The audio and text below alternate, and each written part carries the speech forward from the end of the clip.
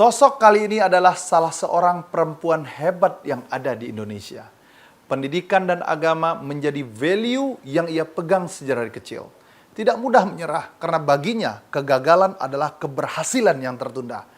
Karakter inilah yang membawa beliau menjadi sosok seperti hari ini. Selamat datang Menteri Ketenagakerjaan Republik Indonesia di Yuliandre Darwis Open House.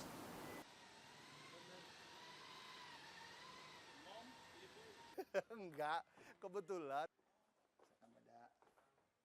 Selamat datang di Yuliandre Darwis Open House, Ibu Menteri Tenaga Kerja, Ida Fauzia. Silakan Mbak Ida. Rumahnya cantik sekali. Terima kasih Mbak Ida. Aduh, apa kabar Mbak Ida? Alhamdulillah baik. Alhamdulillah, sudah Ini kok lama sekarang kita di bersua. sini sih? Makanya lengser jadi regulator, akhirnya jadi host sekarang. Tapi masih istiqorah apa namanya? Dunianya masih nggak jauh-jauh. Masih nggak jauh ya kan. Nih terima kasih Mbak Ida, selamat datang di Yuliandre Darwis Open House. Ini program inspirasi bagi khususnya generasi muda.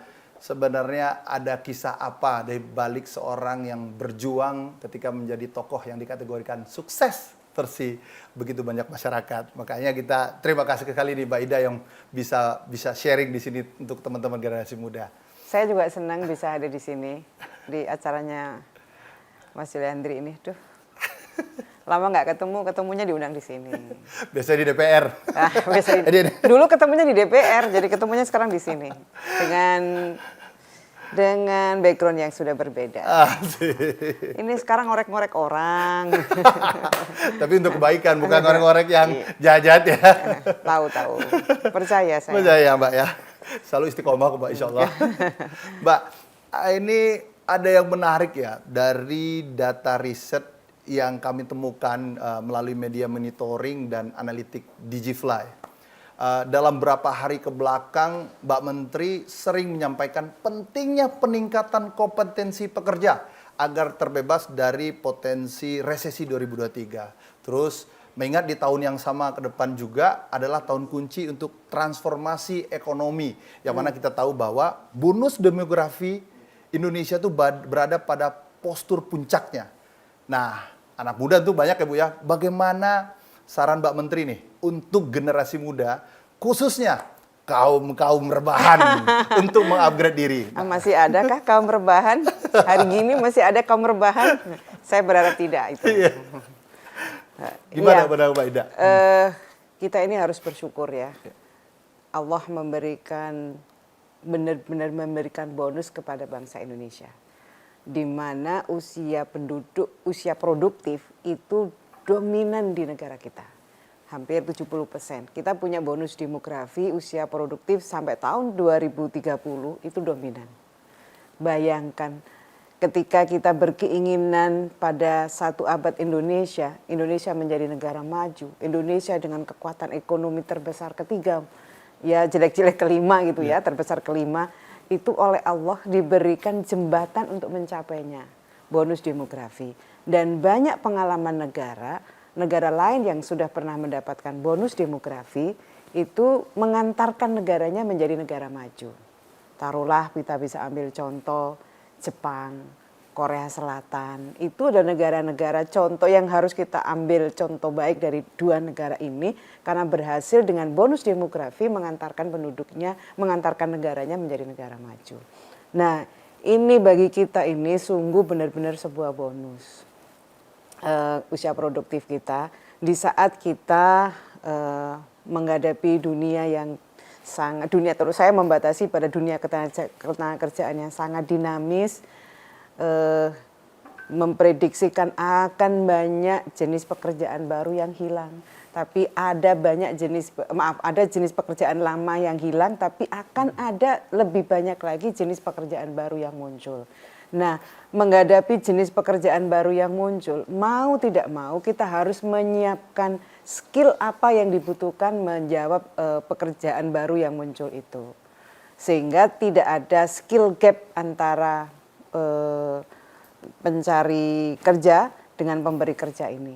Sehingga tidak terjadi yang namanya mismatch. Kita akan banyak lulusan setiap tahunnya, kita akan mendapatkan angkatan kerja baru sampai 4 juta angkatan kerja baru. Angkatan kerja baru yang masuk di dunia yang sudah berada pada revolusi industri 4.0, di dunia yang serba digital. Nah, kemampuan menghadapi dunia digital ini, digitalisasi ini harus kita siapkan. Jadi tidak ada alasan nih, tadi Mas Andri bilang, ini yang masih banyak yang rebahan. Nggak ada alasan untuk rebahan.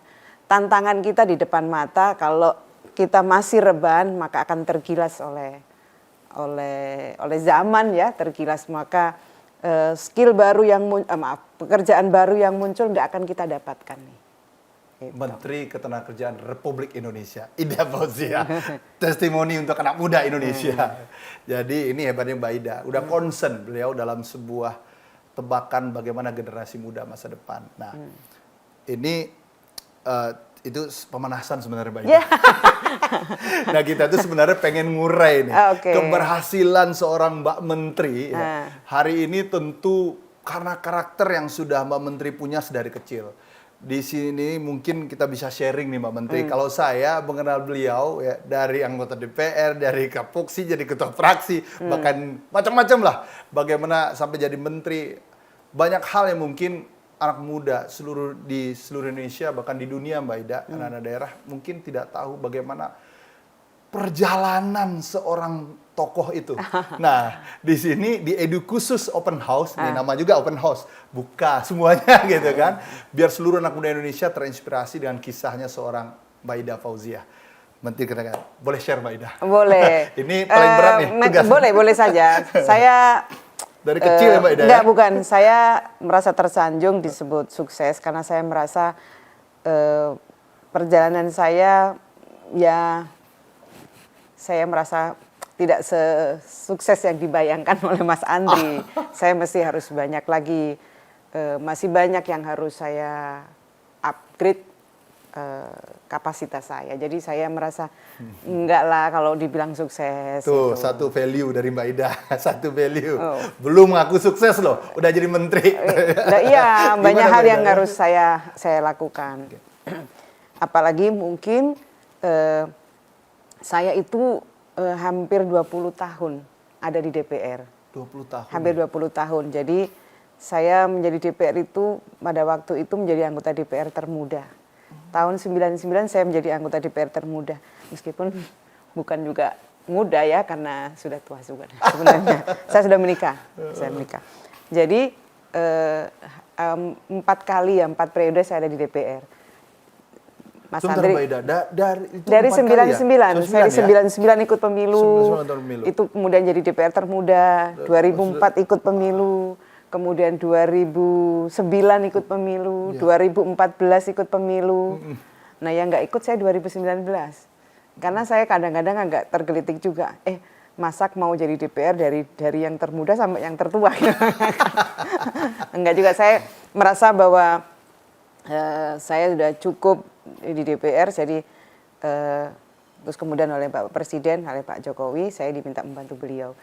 Jadi saya men-switch ya dari ritme kerja sebagai anggota DPR menjadi eksekutif, dari legislatif menjadi eksekutif. Tentu ritmenya berbeda. Kalau DPR kan ya fungsi pengawasan yang menonjol. Kalau di menteri kan mengeksekusi kebijakan, itu ritmenya yang berbeda. Jadi ya meskipun saya dunianya tentu tidak jauh berbeda, tidak butuh waktu yang lama bagi saya untuk menyesuaikan dari fungsi pengawasan ke fungsi eksekusi. Mbak Ida itu besar waktu kecil itu di mana sih Mbak? Boleh lihat sendiri. Orang tahunya kan langsung jadi anggota DPR. Enggak dong. Saya di keluarga apa sih gitu kan? Biar tahu gitu. Saya lahir di Mojokerto, Jawa Timur. Saya anak keempat. Kemudian bapak saya memang seorang aktivis, anggota DPRD, memang anggota DPR di daerah. Saya banyak belajar politik itu dari bapak saya. Karena sedari kecil saya tuh karena menjadi politisi lokal, taunya bapak saya seorang politisi, jadi rumah itu seperti rumahnya kalau ada, apalagi kalau menjelang pemilu gitu rame sekali gitu. Jadi saya dari kecil itu memang mengenal politik itu. Oh, dari Bapak ya? Ikut kampanye itu dengan anak-anak lah. Kalau di zaman kampanye ya, kalau pemilu itu, kalau apa namanya, kampanye itu ngeliling memberitahu bahwa akan ada kampanye, ya namanya sebut kampanye akbar gitu. Itu memberitahu pakai mobil. Isi ala orang Jawa itu nyebutnya ledeng, pengumuman. Nah saya kan masih kecil kan nggak boleh, tapi karena di dalam mobil saya suka isi gitu, hadirilah nanti malam kampanye. Dulu belum lahir PKB. Belum ya? Belum lahir, partainya bapak saya P3. Jadi penyuluhan apa di zaman Kan dulu bukan tuh ya? Kasih pengumuman. Nah, itu pengumuman keliling kampung gitu, memberitahu mobilnya dikasih apa?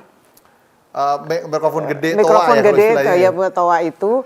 Terus kan orang nggak tahu, kan nggak boleh anak-anak, tapi karena suara orang kan nggak tahu, saya ikut ngomong dari dalam gitu. Hadirilah nanti malam kampanye Partai Persatuan di lapangan ini gitu. Itu saya keliling gitu. Itu dari kecil, dari SD. Nah, itu naluri itu ya karena di depan mata saya itu aktivitas politik. Jadi ya itu dari kecil saya udah itu. Itu SMP, SMA. Saya itu setiap kampanye saya menjadi MC-nya. Oh, jadi saya itu mengenal partai itu ya dari orang tua saya gitu. Jadi jadi DPR berapa periode gitu. Saya tahu pokoknya dari kecil sampai beliau wafat, beliau memang masih anggota DPRD. Itu beliau wafat itu begitu dekat dunia politik itu, politik lokal ya, dalam diri saya gitu, di keluarga ya. Karena itu maka seringkali kalau saya kan dapat pendidikan di pesantren. Saya di pesantren Jombang. Jadi kalau dalam event-event entah itu event partai atau event-event kegiatan masyarakat, saya diminta bapak saya untuk bicara. Dengan kapasitas saya merasa oh itu cara bapak saya latihan public speaking kali ya gitu. Itu jadi belajar dari situ saya enjoy saja sampai karena begitu dekat maka dari kecil jadi ketua OSIS waktu SMP, kemudian dari ketua pondok pesantren gitu. Saya kan pendidikannya SMP SMA-nya di pesantren. Gitu. Itu pondasi kalau bisa bikin apa ya Mbak Ida, kesan dari seorang bapak itu apa pondasi yang kuat dari Mbak Ida selain sering kumpul jadi MC, apalagi pondasi kuat dari orang tua itu Mbak Ida? Kepemimpinan ya. Kepemimpinan. Iya, kepemimpinan. Bapak.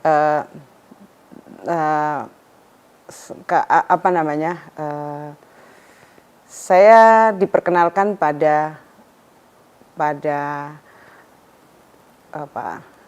diperkenalkan pada kehidupan sosial masyarakat, diperkenalkan dengan problem masyarakat, diperkenalkan pada betapa pentingnya kita hidup menjadi bagian dari masyarakat. Itu sih, itu yang cukup melekat. Jadi dengan keterbatasan sebagai misalnya saya masih SMP, SMA gitu ya, itu ya disuruh menyampaikan apa yang saya bisa tentang sesuatu ya. Ya sebisanya anak SMA itu seperti apa gitu, tapi diberikan tanggung jawab, diberikan dan saya mengenal karena begitu sering di rumah bapak saya itu berkumpul sekian masyarakat, jadi saya mengenal diperkenalkan pada kehidupan masyarakat yang sesungguhnya gitu. Jadi ya, ketika di kuliah pun saya merasa bahwa itu menjadi dekat dengan masyarakat karena tidak hidup dalam dunia kampus saja gitu. Bapak waktu itu mendorong kamu ikut politik biasa kan, kalau bapak kan anak perempuan. Tidak juga seperti itu, sebenarnya itu nggak ada alamnya. Nanti kamu jadi politisi enggak juga, tapi secara alamiah saja gitu. Kemudian ikut karena sering disuruh ngisi-ngisi, ada forum, ada ya pengajian dalam kelompok yang pesertanya itu 100-200 orang. Akhirnya saya ikut lomba pidato kayak gitu, itu yang ngadakan KNPI. Itu saya dari pesantren, ayo dalam lomba pidato, ikut gitu diantar. Nah, kayak begitu-gitu sebenarnya. Jadi saya merasa bagaimana kita individu itu nggak bisa lepas dari hubungan sosial kemasyarakatan. Kita nggak ya tahu betul bagaimana kehidupan masyarakat secara sebenarnya gitu, tidak berjarak gitu. Kalau ngomong DPR itu sebenarnya DPR yang paling dekat dengan masyarakat itu ya DPRD itu sebenarnya. Langsung ya? Iya, karena masyarakat bisa menyampaikan aspirasinya, masalahnya kepada anggota DPR yang terdekat kan anggota DPR di kabupaten ya, kabupaten kota. Gitu. Ini mengulang memori masa lalu itu membuat seorang itu memikir lebih berat daripada tugas pemerintah. Mbak Ida coba merangkai apa kesan yang lalu ya. Mbak Ida, kita juga pernah baca Mbak Ida pernah jadi santriwati tiba-tiba jadi guru apa gitu ya. Kalau dari guru itu guru itu suatu yang dekat sekali dengan tadi yang saya perkenalkan itu. Menyampaikan sesuatu yang kita punya kepada orang lain itu kan fungsi guru. Dan tadi yang saya ceritakan itu kan juga fungsi guru. Jadi saya mengajar secara formal, tapi saya juga mengajarkan tidak formal. Di mana saya tinggal, saya itu nggak tahu ya karena mungkin transfer nilai dari orang tua ke saya gitu ya. Saya tinggal dimanapun, saya itu selalu memanfaatkan kesempatan itu untuk memberikan sesuatu yang saya punya gitu. Saya awal nikah tinggal di Surabaya misalnya. Itu saya tinggal di dekat di Surabaya kan ada pasar Wonokromo. Gitu itu ya refleks saja. Saya banyak ibu-ibu kalau pulang dari pasar gitu itu nganggur kan. Terus nggak tahu refleks aja ibu belajar mengelola keuangannya, bikin pembukuan yang sangat sederhana gitu. Itu contohnya gitu. Itu kan ibu-ibu pertama itu 5 orang, 10 orang, bisa 20 orang gitu. Itu saya ngajarin bagaimana pembukuan sederhana itu gitu. Apa itu Mbak Ida? Naluri. Itu naluri ya. Jadi habis itu kalau gitu gini, habis itu cuman gitu aja. Kalau gitu Bu, kita belajar ngaji. Gitu, belajar ngaji. Itu saya jadi nggak ngomong dengan formal iyalah gitu saya ngajar. Tapi saya nggak tahu refleks saja merasa kata ibu bisa baca Al-Quran, bisa sedikit-sedikit Bu, ayo saya ajarin. Jadi sambil ngajarin mereka pembukuan gitu, terus kita belajar ngaji ya Bu, saya ajarin. Itu saya pernah pindah lagi, namanya nikah muda kan kontraktor nih. Tahu nggak kontraktor? Ya rumah ngontrak itu namanya kontraktor. Jadi gitu juga saya tinggal gitu, ada tetangga saya gitu, rumah saya besar gitu, kontrak rumah yang besar gitu. Kamu kalau anak-anak itu kamu belajar di mana? Jauh. Habis belajar kamu ngaji di mana? Dia sebutkan agak jauh. Terus kamu belajarnya gimana kalau jauh gitu? Iya sisa-sisa kalau nggak ngantuk gitu. Ya udah. Belajar di rumah saya ya, jadi belajar pelajaran sama belajar ngaji gitu. Dari tetangga 2 orang, akhirnya semua belajar di tempatnya Bu Ida ya gitu, banyak gitu akhirnya ya saya seneng aja gitu. Terus tahu nggak apa gitu?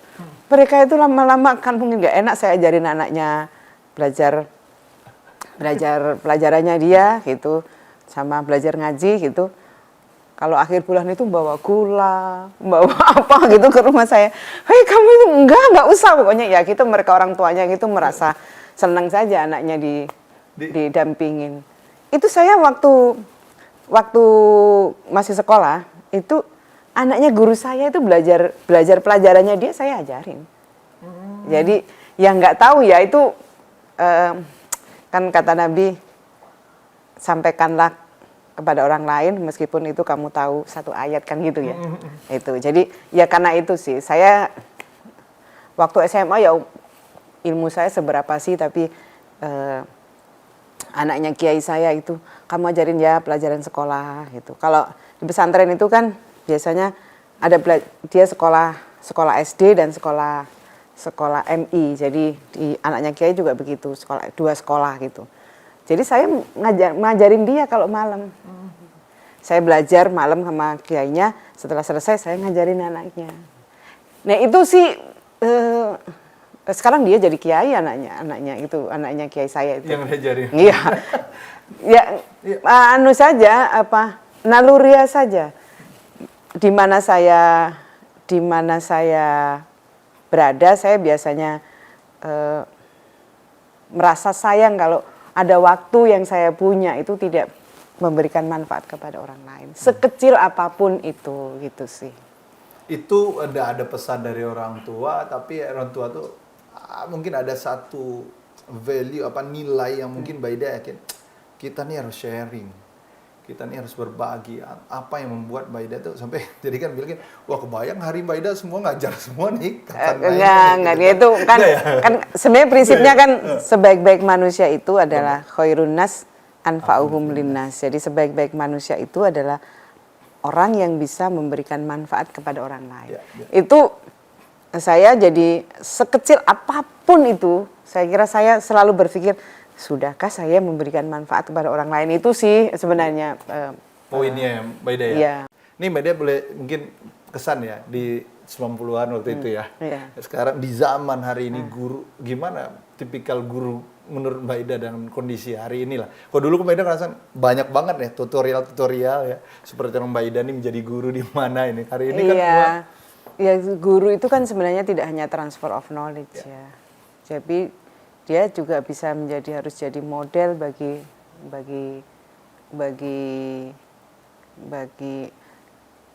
muridnya. Guru itu menjadi model bagi muridnya dan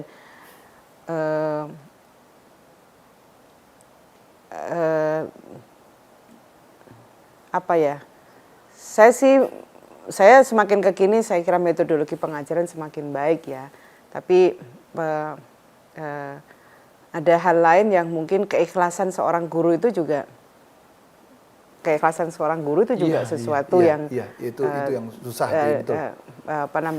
Dibutuhkan juga. Betul. Jadi dia mengajar itu dengan hati. Iya, betul. Tidak sekedar mentransfer knowledge-nya, tapi juga mengajar dari hati. Betul. Itu yang mungkin tidak bisa banyak orang bisa memiliki blessing lah kalau bahasa ini ya Mbak Ida ya.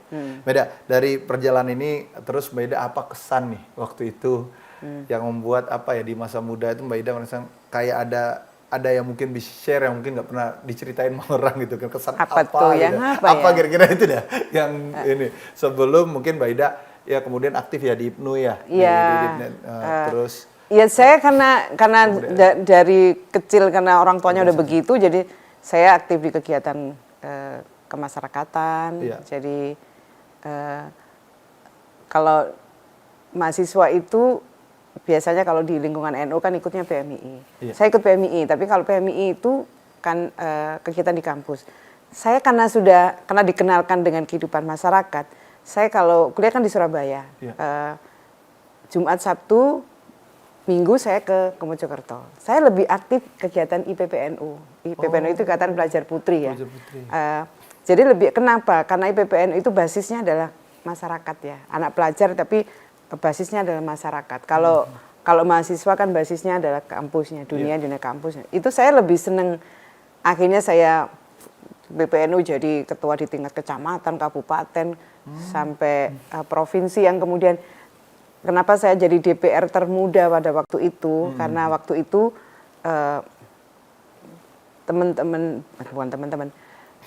kiai-kiai NU, kemudian pengurus DPW PKB Jawa Timur merasa bahwa butuh representasi anak muda, butuh representasi anak perempuan. Saya masih ketua IPPNU, Ikatan Pelajar Putri Jawa Timur waktu itu.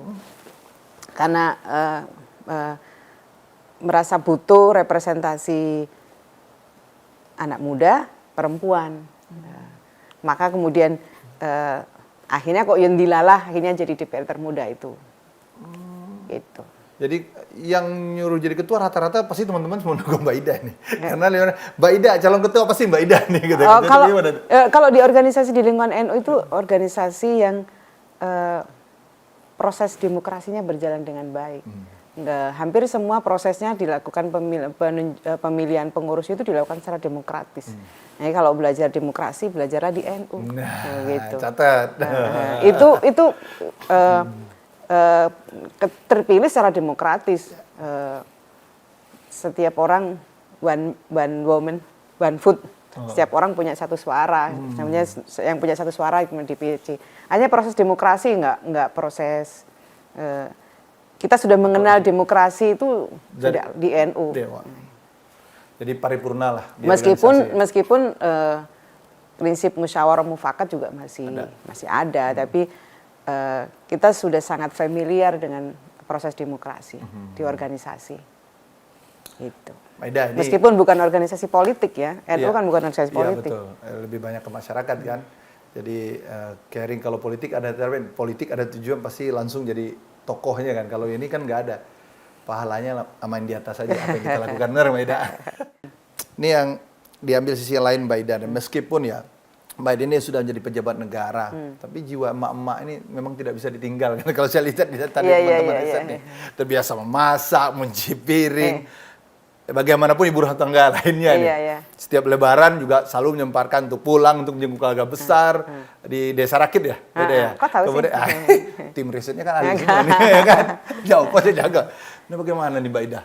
Apa yang membuat Mbak Ida apa ya? Ya mungkin bisa sharing lah. Jadi banyak orang kan, wow apa sih ternyata di belakang layar Mbak begini. Pasti sibuk banget nggak gini dan sebagainya lah. Pokoknya macam-macam. Sebenarnya kalau pejabat publik melakukan pekerjaan rumah tangga itu nggak istimewa sih. Biasa-biasa aja sebenarnya. Saya juga tidak terbiasa juga, tapi nggak istimewa. Saya bukan yang kemudian tiap hari harus menyiapkan semuanya sendiri, bukan juga saya. Tapi jika melakukan itu juga bukan yang istimewa gitu, itu hal yang biasa. Dan saya memang nalurinya mak-maknya tinggi, jadi ya biasa aja. Jadi mau jadi pejabat, mau nggak jadi pejabat sih. Tetap mak-mak. Tetap mak-mak gitu.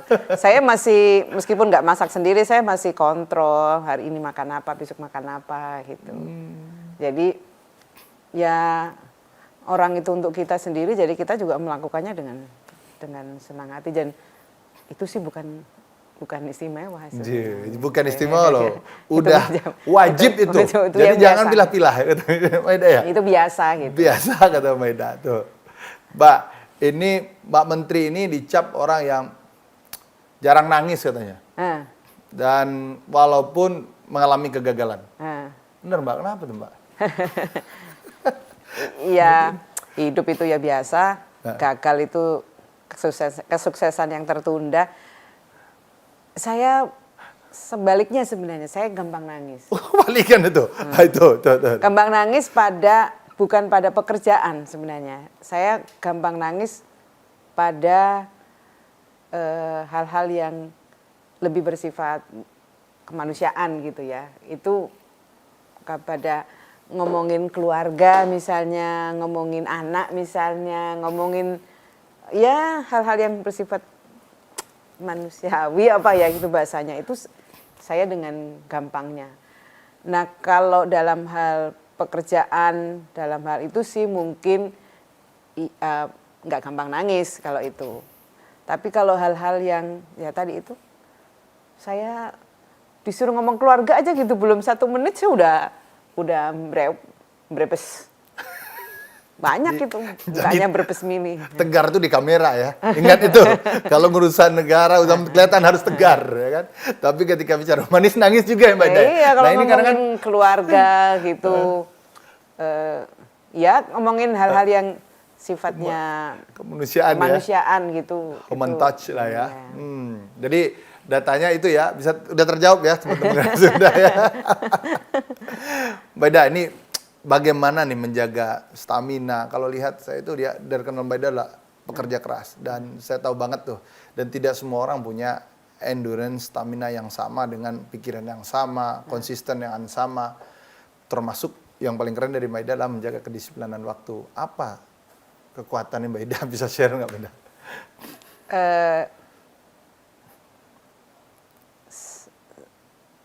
Saya punya waktu mengadu. Jadi waktu mengadu. Jadi seberat apapun berikan waktu yang cukup untuk kita mengadu kepada Allah. Itu menjadi stamina atau energi tersendiri sih sebenarnya. Jadi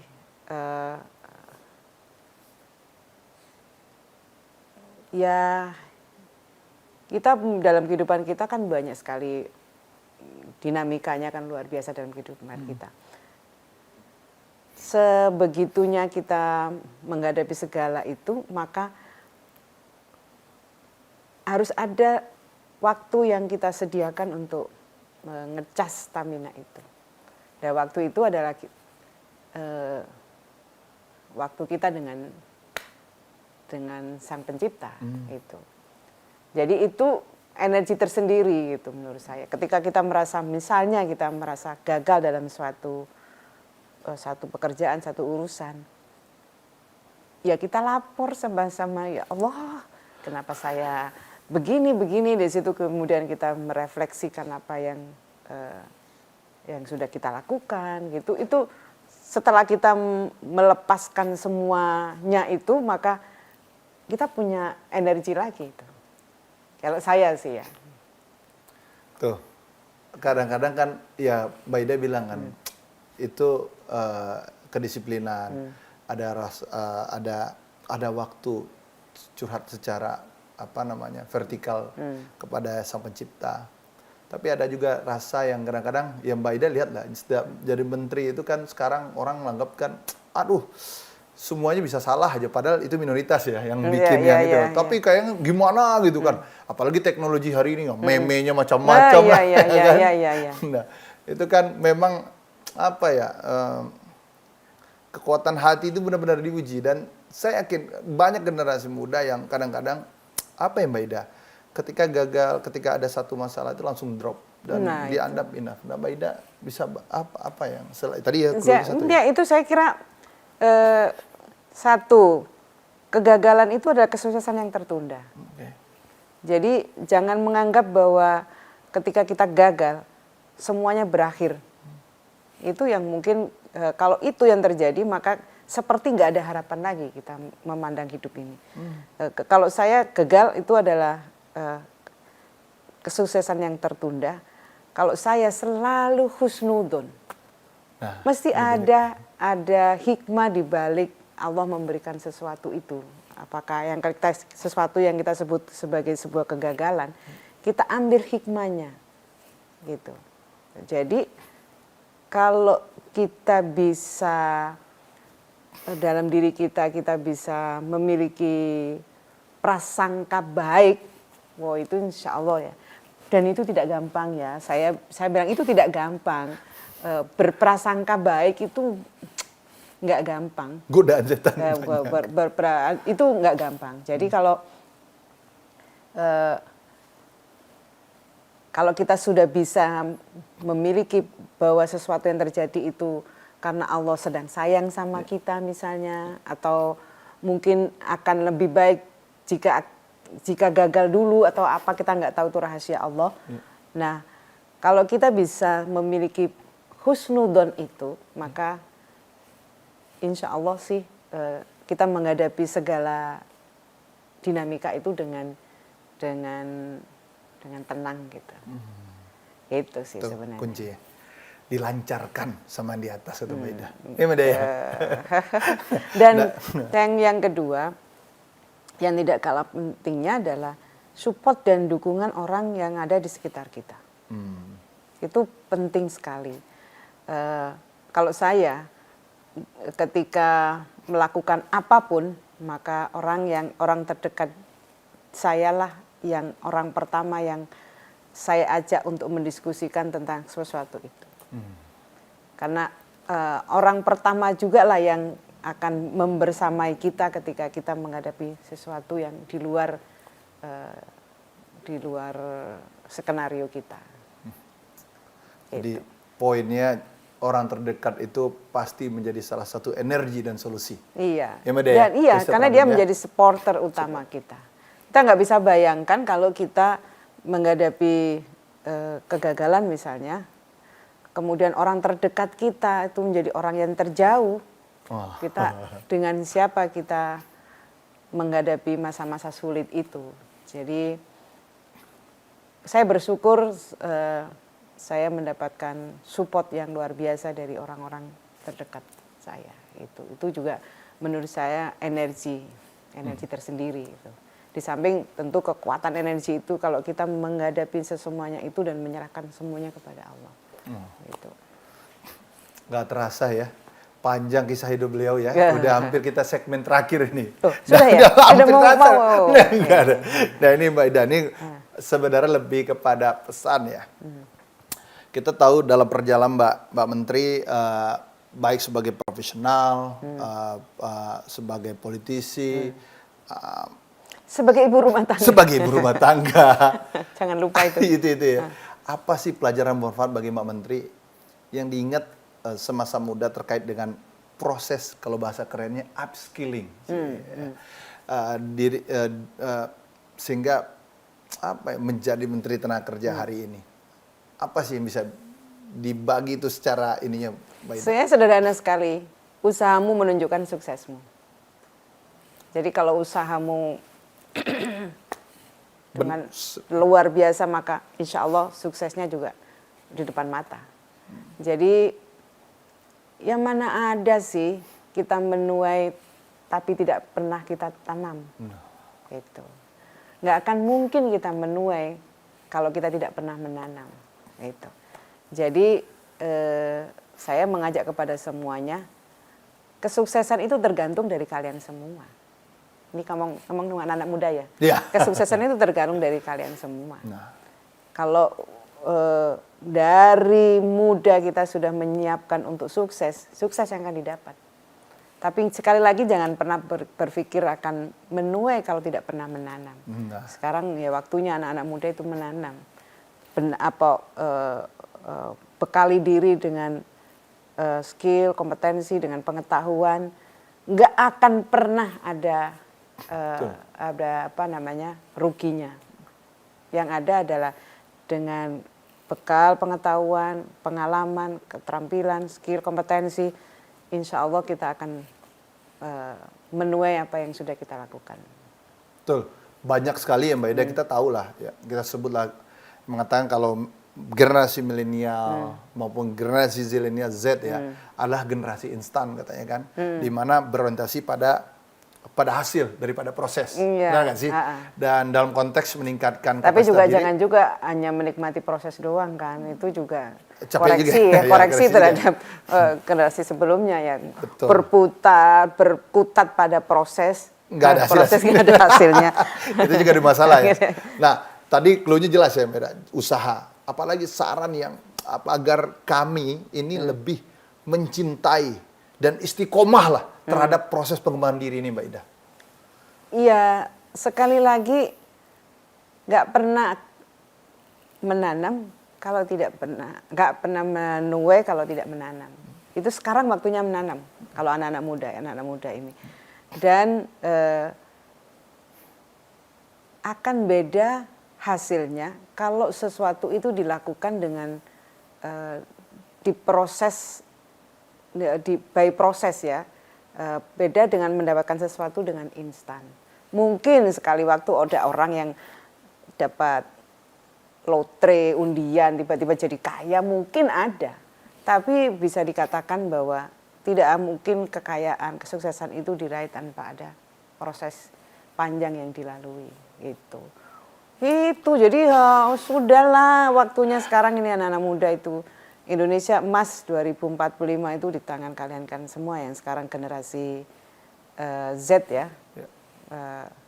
Generasi milenial ini orang milenial itu ya iyalah masih ada dan eksis di 2045. kita membayangkan Indonesia 2045, Indonesia yang Indonesia yang menjadi negara kaya, disegani dunia, kekuatan ekonominya, kemudian sumber daya manusianya, itu saya mudah-mudahan diberi umur panjang sampai 2045 saya sehingga bisa tahu bagaimana kejayaan Indonesia 2045. Terakhir Mbak Ida, apa keinginan Mbak Menteri yang belum tercapai dan apa harapan Mbak Menteri untuk Indonesia ke depan sebagai inilah gong terakhir tadi, kalau berharap 2045 masih ada, Ya, tapi 2045. apa harapan? Ya, saya tentu berharap sekali lagi 2045 itu waktu kita yang kalau 2045 kita sudah melewati bahkan sudah masuk aging population ya. Ini sampai 2030 kita gunakan benar-benar bonus ini, masa-masa emas ini untuk meningkatkan kompetensi kita. Jadi Indonesia benar-benar di tangan generasi milenial, generasi Z, generasi setelah Z apa? Zilenial, Z, ada lagi Z. Itu ya yang lahir sampai puncaknya. yang itu lahir-lahir yang belakangan ini itu akan hidup pada 2045, masih muda pada 2045. Itu sih harapan saya. Itu harapannya, Mbak Ida Fauziah, Menteri Ketenagakerjaan Republik Indonesia. Terima kasih banyak atas waktu dan kesempatannya, Mbak Senang Menteri. bisa berbagi. Sukses dan meskipun sehat sebenarnya selalu. saya tidak tahu, nggak ada yang Brief. nggak ada yang menarik yang dari apa yang saya Wah, sharingkan. itu udah banyak sekali sampai kita lewat waktu ini ya.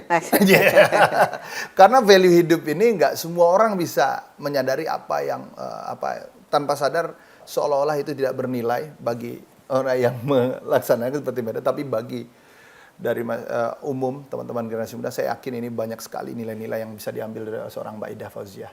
Perbincangan tadi pemirsa menjadi akhir penutup kebersamaan kita kali ini. Saya Yulanda Darwis undur diri, sampai jumpa di Open House selanjutnya. Terima kasih Mbak Ida. Sama-sama.